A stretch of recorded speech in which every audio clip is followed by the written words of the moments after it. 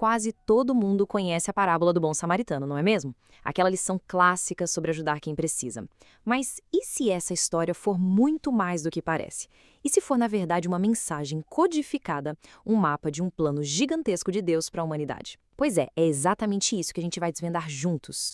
O interessante é que a parábola não começa do nada, com um "era uma vez". Ela surge no meio de uma conversa bem tensa, aliás, entre Jesus e um especialista na lei, que chega para testá-lo com uma pergunta sobre nada menos que o caminho para a vida eterna.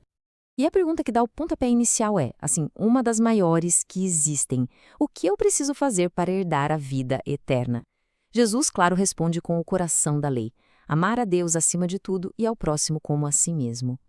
Só que o especialista sabe como é, querendo se justificar, talvez encontrar uma brecha, ele dobra a aposta com outra pergunta. E essa questão mas quem é o meu próximo? Que serve de gancho para Jesus contar uma das suas parábolas mais famosas, preparando o terreno para tudo o que viria a seguir. E é aí que Jesus responde não com uma definição de dicionário, mas com uma história. Uma história que, à primeira vista, parece simples, mas em que cada detalhe foi colocado ali por um motivo muito, muito específico. A gente lembra bem do enredo, né? Um homem desce de Jerusalém para Jericó, é assaltado, espancado e largado na estrada. Um sacerdote passa, vê e atravessa para outra calçada. Um levita, a mesma coisa, ambos figuras religiosas importantes. Por fim, quem para e socorre é justamente um samaritano, alguém que era visto como inimigo, como impuro. Ok, então, na camada mais superficial, a parábola responde à pergunta do homem, preto no banco. A lição aqui é clara.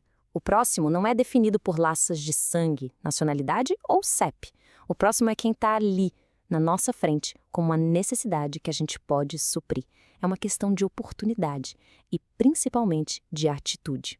Simples assim. Mas pensa bem, Jesus poderia ter dito só isso em 10 segundos e pronto. Por que contar uma história tão longa e cheia de detalhes? É aí que a coisa fica interessante. Porque, como em muitas de suas parábolas, tem algo mais ali, uma camada escondida. Afinal, Jesus era um mestre nisso, né? Usar o que é do dia a dia para explicar coisas do céu.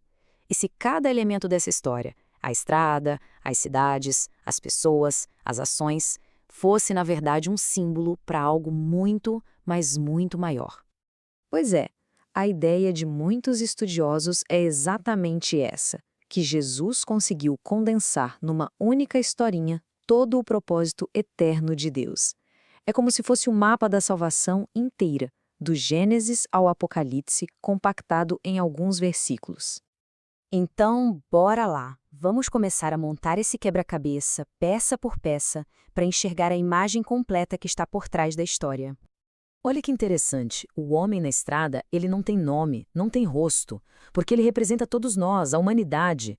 A jornada de Jerusalém, o lugar da bênção, para Jericó, um lugar de maldição, simboliza a queda espiritual. Os ladrões são a figura de Satanás e do pecado, que vem para roubar e destruir.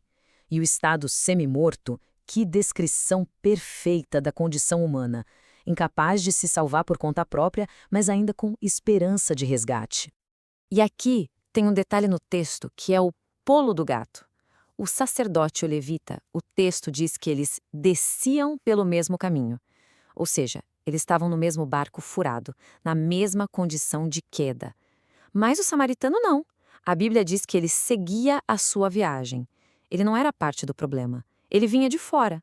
Era um socorrista externo, o único que podia de fato ajudar. E não para por aí.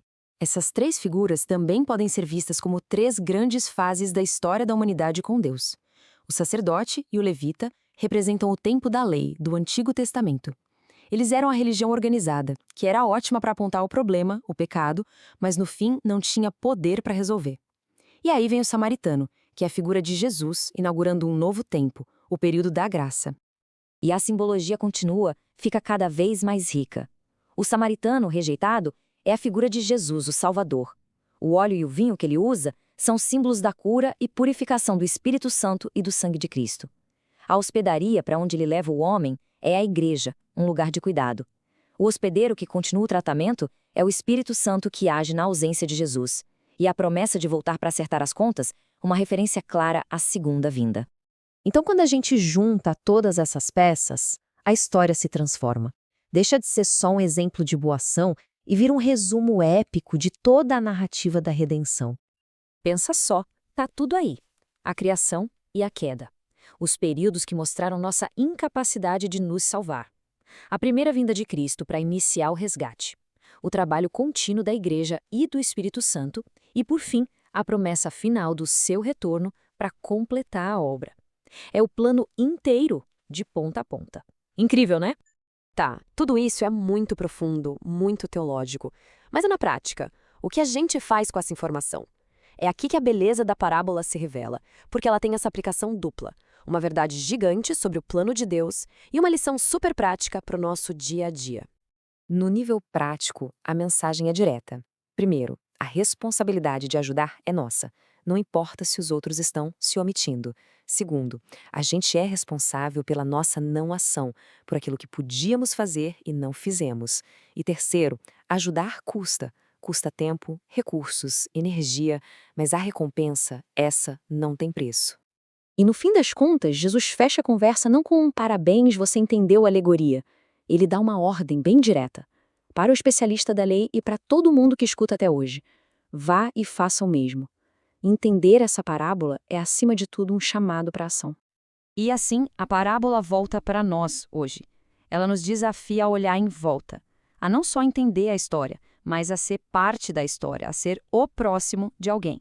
A pergunta que fica no ar para cada um de nós refletir é: quem é o próximo que está esperando pela nossa ajuda agora?